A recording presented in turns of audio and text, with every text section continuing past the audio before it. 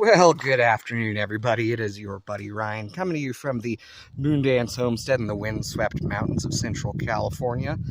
And I just wanted to talk to you today about why Hügelkultur is not always the answer. So looking at this bed here, you can see things are doing pretty nice this year. I've got a cinder block set up with some PVC hoops and netting. You can see some nice broccolis coming in. It's the second cutting, so they're a little small, but that's okay. We'll still eat them. Got some good collard greens, some beautiful cabbages and onions forming. Big old kale plants and arugula flowering out I need to pick. You can see my amazing reproductive Egyptian walking onions. I love those guys.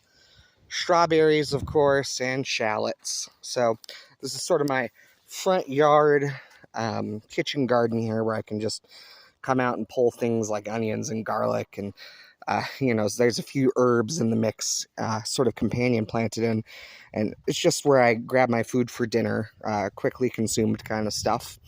But it didn't used to be this beautiful. Actually last year this started out as a Hügelkultur mound. Me and my family, I got, there's 4 of us, so we all worked in together, pitched in, and, I cut down a tree, so I dragged logs over.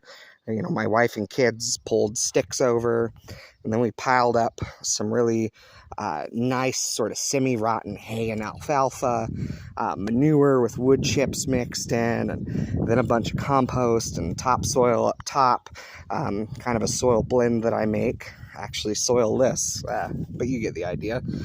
And it was all set up. I'd watched all the homestead YouTubers tell me, just how great it was going to be, and a lot of times when we see these solutions, we don't understand that they're not one size fits all.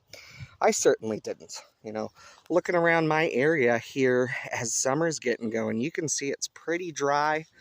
Looking up at the trees, you can see it's pretty windy usually. That's all year round. We maybe get a couple days with no wind up here. And that's okay, but it makes something like a Hügelkultur mound dry out real easy, because this bed is facing north-south, and my winds here are east-west. So when you have a mound that's made of straw and wood chips and all kinds of other great fluffy things, and the wind is blowing directly on it, with no sidewall to protect it, you end up with it basically a giant dehydrator. I was watering this bed maybe twice a day, morning and night, and it was still dry as a bone. I could get a few things to grow in it, and then rabbits would hop right up the side and eat it, despite my best efforts to fence it in last year, and it was just a mess. Once anything could get a foothold, the local fauna would come out and decide to chow down. So this year what I did is I turned it into more of a traditional garden bed by surrounding this guy with cinder blocks, and then sort of spreading the mound out and just kind of not necessarily compressing it, but breaking it down and raking things to the side, adding more compost, more soil, and turn it into a raised cinder block bed. This has had a couple of lovely benefits for me. First of all, obviously with this wall here, when the wind blows east-west, my bed is no longer dehydrating. And all that mulch that would dry out last year and let little holes of air come through and wind get in, are actually now my benefit, because they're pockets retaining moisture instead of being blown through and dehydrated. Moreover, this also allowed me to put in a really easy system for these PVC hoops. I just slam a piece of rebar into place and bend the PVC over, and then strung over some bird netting and clips, and now all my stuff's protected. I've had almost nothing except a few earwigs nibble on my plants in this bed.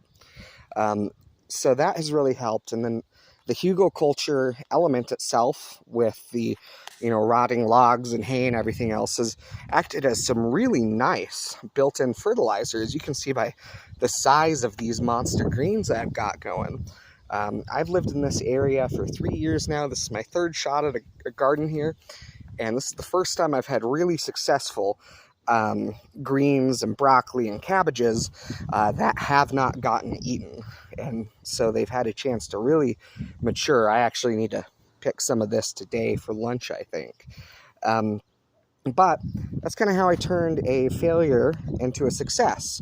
So I guess the moral of the story here, if you're still paying attention to what I have to carry on about, is that, Hügelkultur mounds are not a one-size-fits-all solution. That would work really well in an area, like Florida or, Georgia or, any sort of southern state in the southeast that's nice and wet, maybe a little, humid at times. It works really well in temperate climates that get plenty of rain. If you live in Wisconsin or Michigan, maybe a Hügelkultur mound would be better for you. But for me here in Southern California, in a dry, dusty mountain above the desert, it is fairly temperate in weather here, but it is just too dry and too windy for this to work. So, one cheap, easy solution is toss some cinder blocks around it if you've done the Hügelkultur mound and it's not worked well for you. It is still salvageable, and, I've frankly gotten great results as soon as I fixed it up this way.